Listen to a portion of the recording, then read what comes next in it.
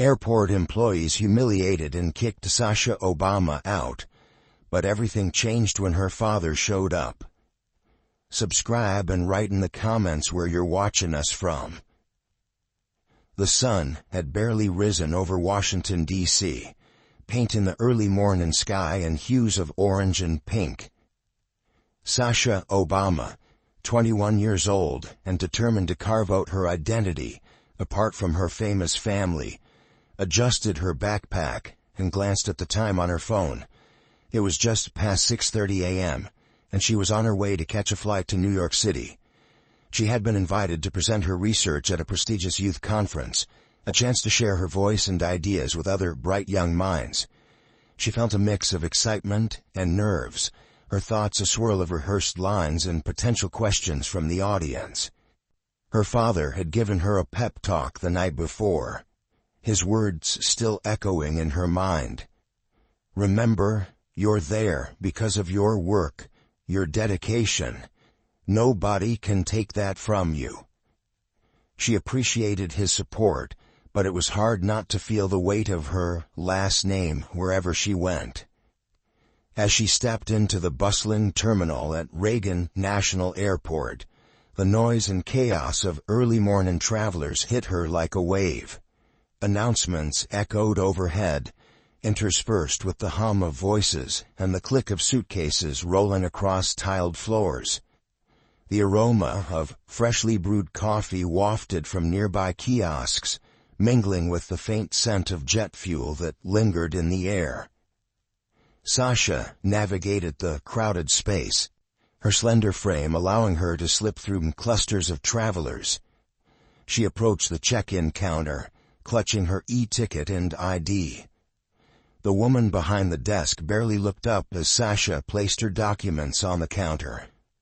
"Good morning," Sasha said, her tone polite but brisk. The woman, wearing a name tag that read M. Reynolds, finally glanced up, her eyes narrowing slightly as they scanned Sasha's face and then her documents. "Flying to New York?" Reynolds asked, her tone neutral but clipped. "Yes," Sasha replied, "business class." Reynolds raised an eyebrow and held the ticket up as if inspecting it for counterfeit markers. Her pause stretched a beat too long, the air between them growing taut. "Are you sure this is your ticket?" Reynolds asked, her voice tinged with incredulity. Sasha blinked, caught off guard by the question. "Yes, of course. Is there a problem?" Reynolds' lips pressed into a thin line as she scanned the ticket again, then flipped through her computer screen. "We don't usually see passengers like—" She stopped mid-sentence, her face tightening, as if realizing she had said too much. "Never mind. Just making sure everything's in order." Sasha felt a flicker of irritation but brushed it off. She wasn't about to let a rude employee ruin her morning. However, when Reynolds called over another agent, whispering something while pointing in Sasha's direction, that flicker ignited into a small flame of anger. The second agent, a man with a stern expression, approached and scrutinized Sasha's ID with exaggerated care. "This ticket is for business class," he said, his tone laden with suspicion. "I know," Sasha replied, her voice steady but firm. "It's my ticket." The man exchanged a look with Reynolds, then nodded reluctantly. "Fine, go ahead," he muttered, waving her through with a dismissive gesture. Sasha grabbed her ticket and ID, her jaw clenched as she moved toward the security checkpoint.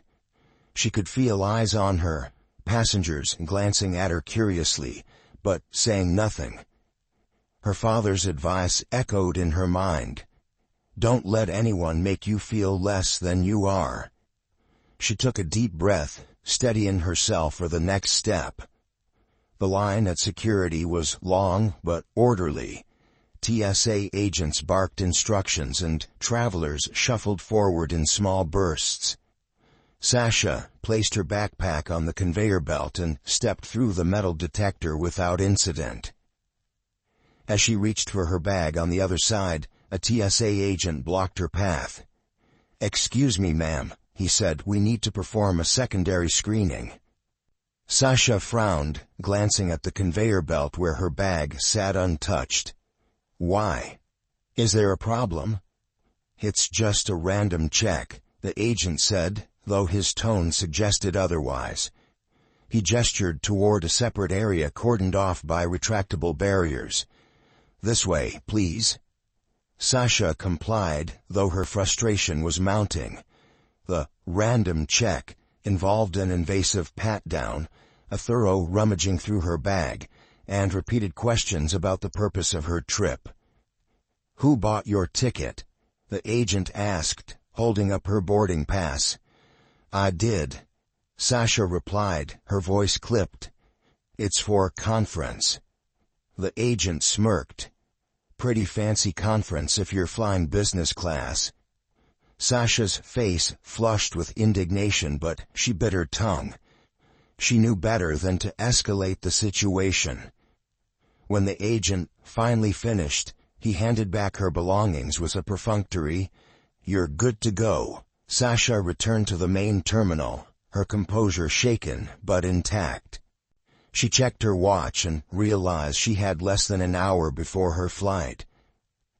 Picking up her pace, she headed toward her gate, determined not to let the morning's events distract her. But as she neared the gate, she saw a cluster of airline staff whispering and pointing in her direction. One of them, a middle-aged woman with a no-nonsense demeanor, approached her.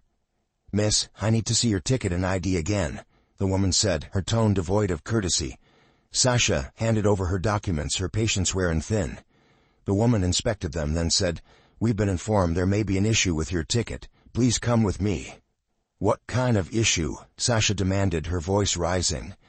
"Just a routine verification," the woman replied, already walking toward a side corridor. "This way." Sasha hesitated, her instincts telling her something was off. But she followed, her heart pounding. As she entered the corridor, she realized it led away from the gate area. The woman stopped abruptly and turned to face her. "I'm sorry, but we can't allow you to board this flight," she said, her tone cold and final. "You'll need to leave the airport." Sasha stared at her, stunned. "What? Why?" The woman shrugged. "We have our reasons." Fury surged through Sasha. "This is unacceptable. I've done nothing wrong." The woman crossed her arms. "If you don't leave willingly, we'll have security escort you out." Sasha clenched her fists, her mind racing. She could feel the humiliation rising, her eyes stinging with unshed tears. But she refused to give them the satisfaction of seeing her break. Pulling out her phone, she called the one person she knew would make things right. "Dad," she said, her voice trembling, "I need you." The call ended with a calm, steady reply from the other end. "I'm on my way." But for Sasha Obama, those words weren't enough to quell the storm brewing inside her. Standing in the shadow of the bustling Reagan National Airport, her mind reeled with the events of the past half hour. The humiliation of being treated as though she didn't belong had seeped into her, and now, with her flight set to leave in less than 45 minutes, she was stranded. The corridor where she'd been pulled aside was eerily quiet compared to the chaos of the terminal. The woman who had led her there had returned to the main gate area, leaving Sasha standing alone near a door marked "Authorized Personnel Only." She clutched her bag tightly, her fingers trembling as adrenaline coursed through her veins. Her instincts told her to leave this spot, to step back into the light of the terminal where at least there were witnesses. But she hesitated, unsure of what might happen if she moved. Her phone buzzed in her hand, a text from her father. "I'll be there in 15 minutes, stay where you are." Sasha exhaled shakily. The assurance helped to steady her nerves, but the sting of indignation remained fresh. Why had she been singled out? She replayed the morning's events in her head, the faces of the TSA agents, the airline staff, the whispers and pointed fingers. It wasn't hard to see the pattern. She had grown up recognizing the quiet, insidious ways people let their prejudices slip into their actions. But this was different. This was blatant. As her thoughts spiraled, the sound of approaching footsteps jolted her. 2 TSA agents appeared, one male and one female, both with stiff postures and stern expressions. The man held a clipboard, his grip tight as if it were a shield, while the woman carried a handheld scanner. "Ma'am, we need to conduct an additional screening," the man said, his tone clipped and devoid of empathy. "Please place your bag on the table." Sasha's jaw tightened. "I've already been screened. Twice," she replied, her voice firm but not raised. She had learned from her parents the power of composure, even in the face of blatant injustice. The woman's expression didn't waver. "This is a random check, ma'am. Compliance is mandatory." Sasha stared at them for a moment, then reluctantly placed her bag on the table. She watched as they unzipped it and began rummaging through her belongings with little regard for their order. They pulled out her laptop, flipping it open as though searching for hidden compartments. Her toiletries bag was dumped out, the contents spilling onto the table in a messy heap. "Is this really necessary?" Sasha asked, her voice trembling slightly despite her effort to remain calm. The male agent ignored her question, holding up a book she had packed. "What's this about?" he asked, his tone almost accusatory. "It's a book for the conference I'm attending," Sasha replied, her patience thinning. He squinted at the cover as if it were written in an alien language, then tossed it aside. The woman ran the handheld scanner over her laptop, her movements slow and deliberate, as if savoring the power she held in this moment. Sasha glanced around, hoping to catch the eye of someone who might intervene, but the corridor was still deserted. Her isolation made the situation feel even more oppressive. After several minutes of invasive inspection, the agents stepped back. "We'll need to hold on to your bag for further analysis," the man said, his tone leaving no room for argument. "What? No," Sasha protested, stepping forward instinctively. "You can't just take my things. I have a flight to catch." The woman's gaze hardened. "Ma'am, if you don't cooperate, we'll have to escalate this matter." "Escalate," Sasha repeated, her voice rising despite herself. "You've already humiliated me in front of everyone at security, and now you're trying to steal my things. This is harassment." Her words seemed to echo in the empty corridor. The agents exchanged a look, their expressions unreadable, before the man stepped forward. "You need to calm down," he said, his tone laced with condescension. "We're just doing our job." Sasha took a deep breath, trying to steady her racing heart. She knew she couldn't let her emotions take control, not here, not now. "I'm not going anywhere without my bag," she said, her voice quieter but no less firm. The male agent opened his mouth to respond, but before he could, a new figure appeared at the end of the corridor. It was the manager who had confronted her earlier, flanked by 2 security guards. Their presence made the already suffocating space feel even smaller. "What's going on here?" the manager demanded, her sharp voice cutting through the tension. The female agent straightened. "We're conducting a secondary screening. She's refusing to comply." "That's not true," Sasha interjected, her frustration boiling over. "I've complied with everything you've asked, and now they're trying to take my bag for no reason." The manager's eyes narrowed as she looked Sasha up and down. "This is becoming a disruption.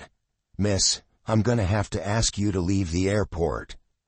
The words hit Sasha like a slap. "You can't be serious," she said, her voice barely above a whisper. "I've done nothing wrong." The manager's expression didn't soften. "We have the right to deny service to anyone who poses a potential security risk." "A security risk?" Sasha repeated, her voice incredulous. "You're calling me a security risk because you don't like how I look?" The silence that followed was deafening. The guards stepped forward, their postures menacing. Sasha felt her chest tighten, her breath coming in short, shallow bursts. This couldn't be happening. "I'm calling my father," she said, her voice steadier than she felt. She pulled out her phone, her hands shaking as she dialed the number. The manager's lips pressed into a thin line, but she said nothing as Sasha raised the phone to her ear. The call connected almost instantly. "Dad," she said, her voice trembling, "I need you. They're kicking me out of the airport." Her father's voice was calm but firm. "Stay where you are. I'll handle it." As the call ended, Sasha turned back to the agents and the manager. "My father's on his way," she said, her tone carrying a weight of authority that belied her youth. "I suggest you think very carefully about what you do next." The manager hesitated, her confidence wavering for the first time. But before she could respond, the male agent muttered under his breath, loud enough for Sasha to hear, "Daddy's coming to save the day, huh?" Sasha's jaw tightened, but she refused to rise to the bait. Instead, she stepped back, leaning against the wall as she waited. She could feel the stares of the guards and agents on her, their judgment heavy in the air. But she refused to let them see her break. Somewhere beyond the corridor, the noise of the terminal continued unabated. Announcements blared, passengers hurried to their gates, and the world moved on as if nothing had happened. But for Sasha, time seemed to stand still, each second stretching into an eternity. And then, finally, the sound of approaching footsteps reached her ears. Footsteps that carried a familiar rhythm, a calm assurance. Relief washed over her as she looked up to see her father striding toward her, his expression a mask of composed determination. The sound of Barack Obama's approaching footsteps filled the narrow corridor like the low rumble of distant thunder. His presence was magnetic, drawing the attention of everyone nearby. The security guards straightened instinctively, their expressions shifting from detached indifference to wary focus. The manager, standing at the forefront of the small group confronting Sasha, froze momentarily before adjusting her posture, an uneasy smile flickering across her lips. Sasha stepped away from the wall, her relief palpable. She had always admired her father's ability to remain composed under pressure, and, in this moment, his calm authority felt like a shield against the storm of humiliation and frustration that had been battering her since she arrived at the airport. "Miss Obama," he said, his voice measured as though he hadn't noticed the tension in the air. "Are you all right?" Sasha nodded, though her voice caught as she tried to reply. They were going to kick me out of the airport." Barack's gaze shifted to the manager, his expression unreadable, but heavy with expectation. "Is that true?" he asked, his tone polite but firm. The manager hesitated, glancing at the TSA agents as if searching for support. "Sir," she began, her voice tinged with defensive irritation, "we had concerns regarding her behavior. She was becoming disruptive, and we have protocols in place for situations like this." "Disruptive," Barack repeated, raising an eyebrow. His calm exterior didn't waver, but there was a subtle sharpness in his tone. "Can you explain exactly how my daughter was being disruptive?" The manager opened her mouth to respond, but the male TSA agent interrupted, his voice brimming with misplaced confidence. "She refused to comply with our security procedures. We were just trying to do our jobs." "That's not true," Sasha interjected, her voice trembling with anger. "I complied with everything you asked. You treated me like a criminal for no reason, and when I pushed back against the harassment, you decided to call it disruption." The male agent's jaw tightened, but he didn't respond. The manager, meanwhile, seemed to shrink slightly under the weight of Sasha's words. Barak's gaze swept over the group, his expression hardening. "It seems to me that there's been a serious misunderstanding," he said, his voice steady but carrying an undeniable authority. "Let's address this properly. First, my daughter is not leaving this airport unless she decides to. Second, I'd like a detailed explanation of why she was singled out in the first place." The manager cleared her throat, clearly struggling to maintain control of the situation. "Sir, as I said, we have protocols. Her ticket was flagged and we followed up accordingly." "Flagged for what?" Barak asked, his tone now edged with impatience. "She had a valid ticket, valid ID, and was prepared to board her flight. What exactly prompted this additional scrutiny?" The woman faltered, her face reddening. The male TSA agent, however, crossed his arms and spoke again. "Sometimes we have to make judgment calls, especially when something doesn't feel right." "Something didn't feel right," Barak repeated, his voice dropping slightly. The weight of his words seemed to press down on the room. "You made a judgment call based on how my daughter looks, didn't you?" The tension in the corridor was almost suffocating. The female TSA agent glanced nervously at her colleague, who avoided her gaze. "I assure you, sir," the manager began, her voice shaking slightly, "we don't tolerate discrimination in this airport." "That's an admirable policy," Barak said, his voice cool. "But actions speak louder than policies. From where I'm standing, this entire situation reeks of bias. My daughter is standing here, humiliated and distressed, because your team decided she didn't belong in business class. Am I wrong?" No one answered. The silence was deafening, a tacit admission of guilt. Barak exhaled slowly, the sound heavy with disappointment. He turned to Sasha, his expression softening slightly. "Are you ready to go?" he asked gently. Sasha nodded, clutching her bag tightly.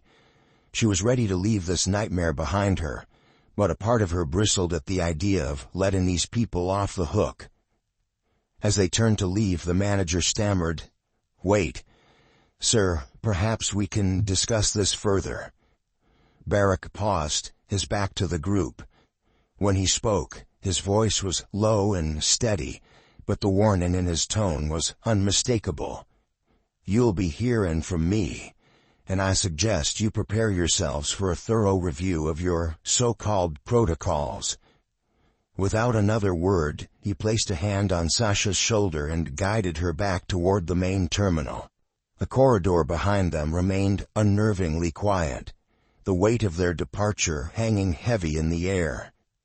As they walked, Sasha felt a mixture of relief and lingering frustration. She glanced at her father, searching his face for some sign of his true emotions, but his expression remained calm, his focus fixed straight ahead. "Dad," she began hesitantly, "I'm sorry you had to come down here. I didn't know what else to do." Barak stopped and turned to face her, his hands resting gently on her shoulders. "Sasha, you don't have to apologize for standing up for yourself. What happened here today is unacceptable, and it's not your fault. You did the right thing by calling me." His words soothed some of the tension that had been coiled in her chest, but the sting of the morning's events still lingered.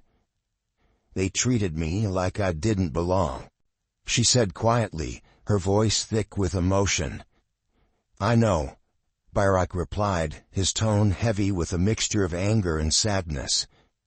"And they're going to answer for it."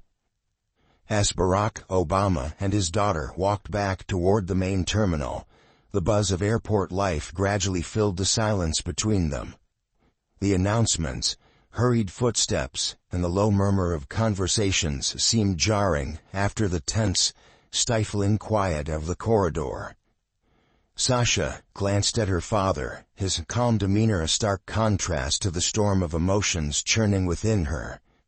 She knew him well enough to recognize the sharpness in his otherwise measured stride, the kind of quiet fury he rarely allowed to surface. The weight of the morning pressed down on her, each humiliating moment replayed in her mind. The accusatory questions, the invasive searches, the insinuations that she didn't belong. It was exhausting, and yet the presence of her father felt like a steady anchor in the chaos. They stopped near a row of chairs in the terminal, just far enough from the security checkpoint to avoid prying eyes, but close enough for Barack's protective instincts to remain on high alert. Sasha sat down, clutching her bag as if it were a lifeline. Her father remained standing, his eyes scanning the area with an air of calm authority. "Dad," she said, her voice soft but strained. "I don't want this to happen to anyone else." Her words hung in the air for a moment before Barack nodded. "It won't," he said firmly. "We'll make sure that." Just then, a uniformed airline representative approached them, her face a mixture of unease and professional composure. She was flanked by two more staff members, their body language stiff and uncomfortable. The lead representative, a woman with a name tag that read M. Patel, addressed Barack directly. "Mr. Obama," she began, her tone carefully controlled, "on behalf of the airport and our airline, I want to apologize for any inconvenience you and your daughter have experienced this morning." Barack turned to face her fully, his expression unreadable. "Inconvenience," he repeated, his voice calm, but with an edge that made the woman visibly shift on her feet. "Is that what you call it?" Patel hesitated, her composure wavering. "I assure you, we take these matters very seriously. I've been informed of the situation and I want you to know that we're looking into it." "Looking into it," Barack echoed, his tone clipped. "Let me be clear, Miss Patel. My daughter was humiliated, singled out, and treated as though she didn't belong here. That's not an inconvenience, it's discrimination. And if your staff can't tell the difference, then you have a much bigger problem than you realize." Sasha watched the exchange in silence, her emotions a mix of vindication and lingering frustration. Patel's face reddened, and she glanced at her colleagues as if searching for support. "We deeply regret what happened," Patel said, her voice softer now. "If there's anything we can do to make this right—" "There is," Barack interrupted. His voice was calm, but carried the weight of undeniable authority. "First, I want the names of every TSA agent and staff member involved in this incident. Second, I expect a full report on your so-called protocols that allowed this to happen in the first place. And third, I want you to ensure that this kind of behavior is not only addressed but eradicated." Patel nodded quickly, pulling a notepad from her pocket. "Of course, Mr. Obama. I'll personally oversee the investigation." "You'll do more than oversee," Barack said. "You'll act. Because if I don't see immediate, concrete changes, I'll make sure this incident is brought to the attention of every major news outlet in the country." The threat, though delivered in a measured tone, sent a visible ripple of unease through the group.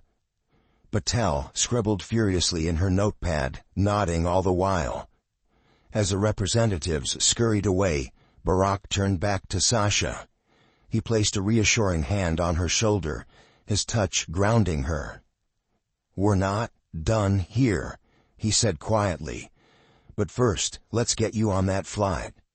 The airline's decision to delay the flight for Barack and Sasha caused a stir among the waiting passengers. Whispers spread like wildfire, and several people craned their necks to catch a glimpse of the former president. Sasha, feeling the weight of their stares, kept her gaze down as she followed her father to the gate. The gate agent, a young man with a nervous smile, hurriedly scanned their boarding passes and gestured them through with exaggerated politeness. "Have a great flight, Mr. Obama," he said, his voice trembling slightly. Barack offered a curt nod, his focus unwavering. As they walked down the jet bridge, Sasha couldn't help but release a breath she hadn't realized she was holding. For the first time that morning, she felt a glimmer of relief. Once they were seated, Barack turned to her, his expression softening. "Are you okay?" he asked. Sasha nodded, though her voice betrayed her lingering unease. "I'm just tired." Barack placed a hand over hers. "I know, but you did the right thing, Sasha. Standing up for yourself, calling me. That takes courage." Her eyes welled up with unshed tears, but she blinked them away. "It shouldn't have to." "No," Barack agreed. "It shouldn't. But until people stop making assumptions based on someone's appearance, we have to keep pushing back." The flight itself was uneventful, but Sasha couldn't shake the heaviness that had settled over her. As she stared out the window, the clouds below them stretching endlessly into the horizon, her mind replayed the morning's events. She thought about the TSA agents, the manager, the smirking guard, people who had likely never stopped to consider the impact of their actions. Her father's voice interrupted her thoughts. "What are you thinking about?" Sasha turned to him, her expression resolute. "How to make sure this never happens again." Barack smiled faintly, a glimmer of pride in his eyes. "Good. Because this fight isn't just about you or me. It's about everyone who's ever been made to feel like they don't belong." His words lingered with her, filling her with a renewed sense of purpose. By the time they landed in New York, Sasha felt more determined than ever to turn this experience into something meaningful. As they exited the plane, Barack's phone buzzed with a message. He read it quickly, his expression darkening slightly. "What is it?" Sasha asked.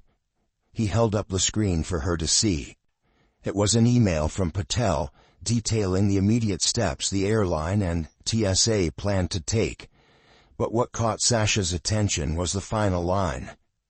"We've also placed the agents involved on administrative leave pending further investigation." It was a start. The email hung in the air between Sasha and Barack Obama as they walked through the terminal at John F. Kennedy International Airport. The mention of the TSA agents being placed on administrative leave seemed like a small victory, but it wasn't enough to dispel the weight of what had happened. Barack's jaw tightened as he slid his phone back into his pocket, his mind already working through the next steps. For Sasha, however, the morning's events remained a raw wound. The humiliation, the invasive scrutiny, the dismissive attitudes, each moment lingered in her thoughts like a splinter she couldn't remove. As they exited the airport, the noise of New York City provided little solace. The city's chaos mirrored her internal turmoil. "Dad?" Sasha began hesitantly as they slid into the back seat of a waiting car. "Do you think anything will actually change? I mean, they suspended those agents, but isn't that just damage control?" Barack turned to her, his gaze steady. "You're right to be skeptical," he said. "Suspensions are a start, but they're not enough. Accountability has to go deeper. The systems that allow this kind of behavior need to be dismantled." Sasha nodded, though her frustration still simmered beneath the surface. "I just don't want this to be swept under the rug." "It won't be," Barack assured her, "We'll make sure that." As the car navigated through the crowded streets, Barack made a call to his team. His voice was calm, but carried an unmistakable edge of urgency. He outlined the events at Reagan National Airport in precise detail, emphasizing the need for a comprehensive response. By the time they arrived at their destination, he had already set a plan in motion. The story began to unfold in the media the next morning. News outlets picked up on the incident, their headlines stark and accusatory. Sasha Obama targeted in airport discrimination scandal. Former president demands accountability for TSA misconduct. And bias at the gates, a call for change. Barack's office released a statement later that day, outlining the events and calling for immediate reform. The statement was measured, but its implications were clear. This was not an isolated incident, and the Obamas were committed to using their platform to address the systemic issues that allowed such discrimination to persist. The public response was swift and polarized. Supporters flooded social media with messages of solidarity, while critics accused the Obamas of overreacting or using their influence unfairly. Despite the noise, one thing was certain: the incident had struck a nerve. Within days, an internal investigation was launched at Reagan National Airport. The TSA and the airline involved faced intense scrutiny as reports emerged detailing not just Sasha's experience, but similar complaints from other passengers who had been subjected to questionable treatment. Whistleblowers from within the TSA began coming forward, their accounts painting a troubling picture of a workplace culture rife with implicit bias and unchecked authority. The agents involved in Sasha's case were suspended pending the investigation, but their actions had already drawn widespread condemnation. One of the agents, identified in leaked reports as Mark Henson, was particularly vocal in his defense, claiming that his decisions were based on protocol, not prejudice. Barack watched the coverage with a mixture of satisfaction and frustration. The media attention was necessary to keep the pressure on, but he knew that real change required more than public outrage. It required systemic reform. In Washington, Barack met with representatives from the TSA and the Department of Transportation. The meeting was tense from the outset, the room filled with bureaucrats eager to defend their policies. But Barack's reputation and presence commanded respect, and his words left no room for evasion. "This isn't just about my daughter," he began, his tone even but firm. "This is about every person who's ever been made to feel like they don't belong because of how they look, where they come from, or what someone assumes about them." The events at Reagan National Airport are a symptom of a much larger problem, and it's a problem we have the power and the responsibility to fix. He outlined a series of proposed reforms, each aimed at addressing the systemic issues within the TSA. The measures included mandatory bias training for all employees, the establishment of an independent oversight committee to handle complaints, and the implementation of clearer protocols to prevent abuse of authority. The officials listened, some nodding in agreement, while others exchanged wary glances.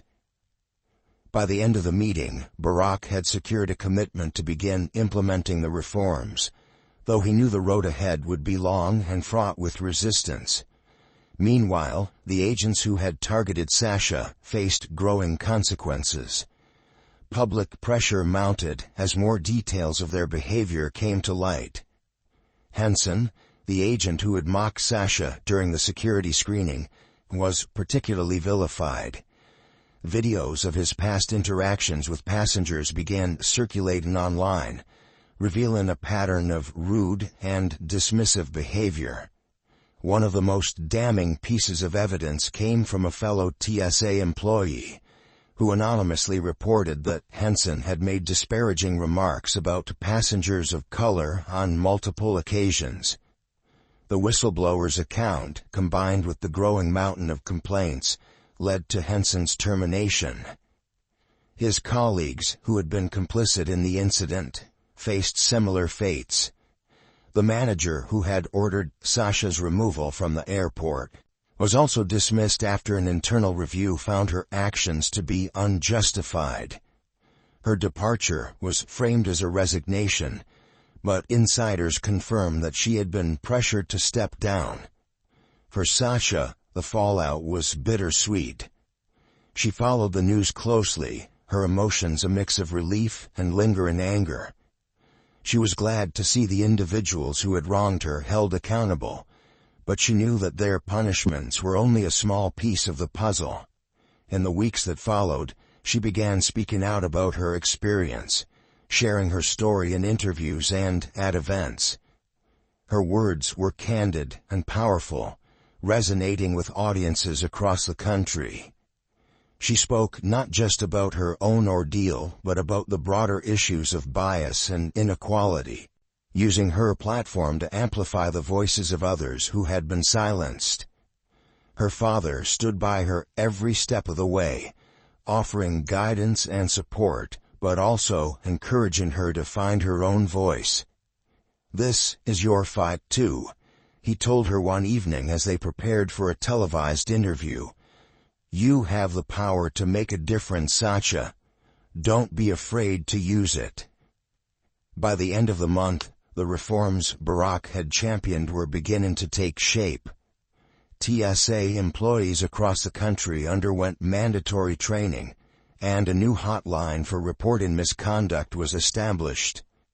The Oversight Committee, though still in its early stages, promised greater accountability for the agency. For Sasha, the changes were a step in the right direction, but she knew the fight wasn't over.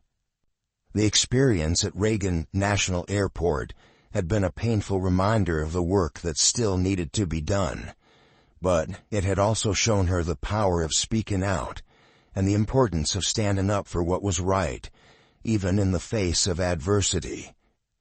The morning sun cast a golden glow over Washington, D.C., as Barack Obama sipped his coffee on the balcony of his family's home. The events of the past weeks had been a whirlwind of media attention, high-stakes meetings, and policy proposals. Yet, as he looked out over the city, a sense of quiet determination settled within him. This wasn't the first time he had fought for systemic change, and it wouldn't be the last. Inside the house, Sasha was preparing for another public appearance. She had been invited to speak at a national conference on social justice and equity, an opportunity to share her story and the lessons she had learned. The thought of standing in front of such a large audience made her stomach churn, but she knew the importance of her voice in this moment. As she stood in front of the mirror, adjusting her blazer, her father appeared in the doorway. "How are you feeling?" he asked, his tone gentle. Sasha turned to him, a mix of nerves and determination in her eyes. "Nervous," she admitted, "but ready." Barack smiled, stepping into the room. "You've got this," he said. "Just speak from the heart. People need to hear your truth." His words were comforting, but Sasha couldn't shake the weight of responsibility she felt. The incident at Reagan National Airport had been a catalyst for change, but it was also a reminder of the pervasive inequalities that still existed. She was determined to use her platform to push the conversation forward, but the path ahead felt daunting. The conference was held in a grand hall in downtown D.C., its walls lined with banners proclaiming themes of justice, equality, and progress. As Sasha and Barack arrived, they were met with a wave of applause and camera flashes. The attention was overwhelming, but Sasha focused on her father's calm presence beside her, drawing strength from his unwavering support. The audience was a diverse mix of activists, policymakers, students, and community leaders. As Sasha took the stage, the room fell silent. All eyes on her. She took a deep breath, gripping the edges of the podium for support. "Good morning," she began, her voice steady despite the butterflies in her stomach. "My name is Sasha Obama, and I'm here today to share a story that, unfortunately, is not unique to me." She paused, letting her words sink in before continuing. "A few weeks ago, I was traveling to New York for a conference. What should have been a routine trip turned into an experience of humiliation, bias, and discrimination. I was singled out, scrutinized, and ultimately removed from the airport, not because of anything I did, but because of how I was perceived." Her voice grew stronger as she recounted the events in detail, describing the invasive searches, the dismissive attitudes, and the blatant assumptions made about her. She spoke of the pain and frustration she felt, but also of the resilience and determination that had carried her through. "This isn't just about me," she said, her gaze sweeping across the audience. "It's about every person who's ever been made to feel like they don't belong. It's about a system that allows prejudice to dictate how people are treated. And it's about the change we must demand. Together." The room erupted in applause as she finished, her words resonating deeply with those in attendance. As she stepped off the stage, her father met her with a proud smile, his eyes shining with pride. "You were incredible," he said, pulling her into a brief hug. "That was exactly what people needed to hear." Sasha felt a surge of relief and pride, but also a renewed sense of purpose. The fight for justice was far from over, but she knew she had the strength to continue. In the weeks that followed, the reforms championed by Barack began to take root. The mandatory bias training for TSA employees was rolled out nationwide, with sessions designed to challenge stereotypes and promote empathy.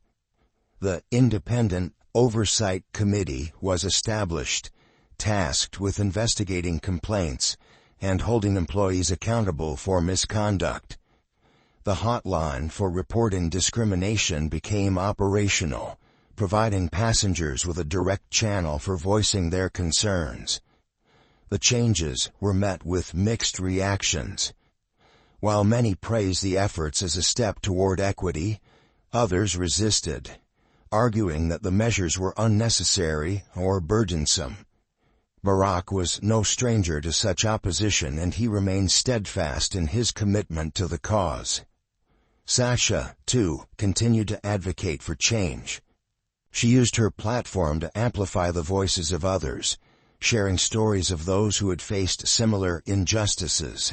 Her speeches, interviews, and social media posts sparked important conversations, inspiring others to speak out and demand accountability.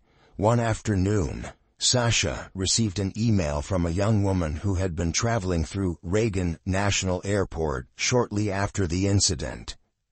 The woman described how she had been treated with kindness and respect by the TSA agents, a stark contrast to her previous experiences.